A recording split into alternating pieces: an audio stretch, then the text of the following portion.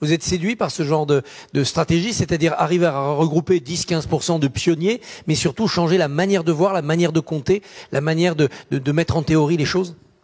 Oui, changer, oui, mais il faut quand même que nous prenions la mesure de l'enjeu. J'ai bien compris que vous vouliez que nous attelions aux solutions et non pas au constat. Mais la révolution qui est nécessaire ne peut être comprise qu'au regard précis du constat. Donnez-moi 30 secondes. 2 informations très récentes qui sont passées sous le radar médiatique, qui sont peut-être les plus importantes de ce siècle. Nous venons d'apprendre que dans la branche du vivant, qui comportait et de loin le plus d'individus et de loin le plus d'espèces, la biomasse a chuté de 67% en une décennie. C'est une catastrophe planétaire. C'est surtout les insectes? C'est surtout la part des insectes? C'est beaucoup plus que les insectes, c'est tous les arthropodes, c'est énorme. Le second point fondamental, c'est que nous venons d'apprendre il y a quelques jours que la moitié des points dits de basculement irréparable sont déjà atteints beaucoup plus rapidement que ce qui avait été prédit dans les pires scénarios des scientifiques. Donc nous sommes littéralement dans un état d'extermination massive de la vie sur Terre. Nous sommes en guerre totale. Extinction, rébellion, si j'ose dire. Oui, mais nous sommes à la fois, si vous voulez, les auteurs de ce massacre et une partie des victimes de ce massacre. Et pour être tout à fait honnête et le dire sans être trop vindicatif, je crois quand même que l'essentiel de ce qui est proposé aujourd'hui relève de la bouffonnerie. Voilà, nous sommes en conflit nucléaire et nous affûtons nos lance-pierres. Ça peut effectivement amuser les enfants pendant quelques soirées, mais ça ne va pas faire illusion longtemps.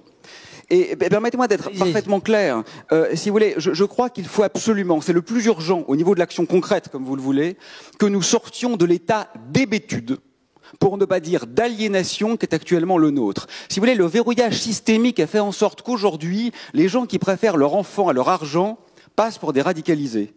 Les gens qui préfèrent sauver la vie plutôt qu'un point de croissance passent pour des doudingues. Alors, je pense que la plupart des gens présents dans cette salle fréquentent beaucoup d'économistes et se disent « oui, mais il y a des réalités économiques ». Si vous voulez. Mais moi, je suis physicien et je peux vous assurer que les réalités économiques, elles sont contractuelles.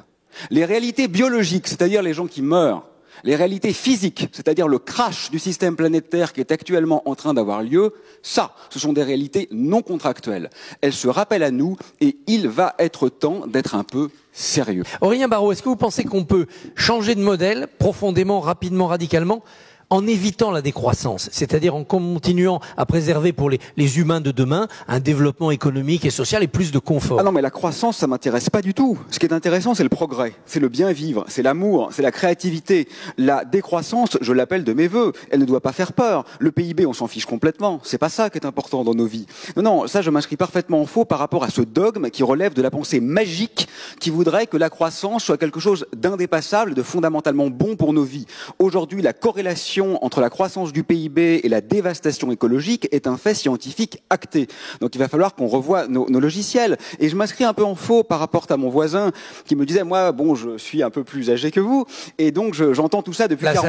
La sagesse. Bah oui, mais précisément, en 40 ans, les populations d'animaux sauvages ont disparu de 60%. C'est une catastrophe. Ce n'est pas une peur de l'avenir, c'est un bilan du passé.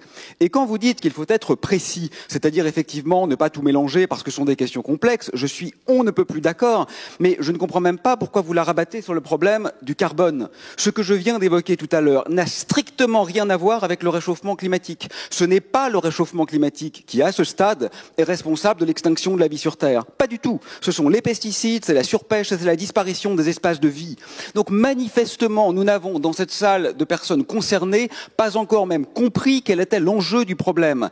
Donc je crois vraiment... En tout cas, on n'arrive pas à relier entre eux les différents enjeux. Mais c'est notre manière d'habiter l'espace, l'enjeu. Si vous voulez, le point maintenant, c'est pas de faire une source d'énergie propre, parce qu'avec un bulldozer qui fonctionne à l'énergie solaire, on peut raser la forêt amazonienne. On n'aura pas émis de CO2, mais on aura quand même rasé la forêt. Ce qu'il faut maintenant, c'est comprendre que la vie vaut pour elle-même, c'est de cesser d'instrumentaliser et de financiariser des valeurs qui sont fondamentalement hétérogène à ces atrophies en quelque sorte ou à ces réductions. Et ce qui est extraordinaire quand même, c'est que dans le passé on aurait dû le faire pour éviter le colonialisme, pour éviter des affronts sociaux absolument extraordinaires. On n'a pas su le faire parce que les dominants entre guillemets, les puissants n'avaient aucun intérêt à le faire. Mais aujourd'hui, même ceux qui ont les rênes ont intérêt à le faire, parce que cette activité de surprédation devient suicidaire. Donc si même cette fois nous échouons, ça relève quand même littéralement d'une sorte de folie humaine.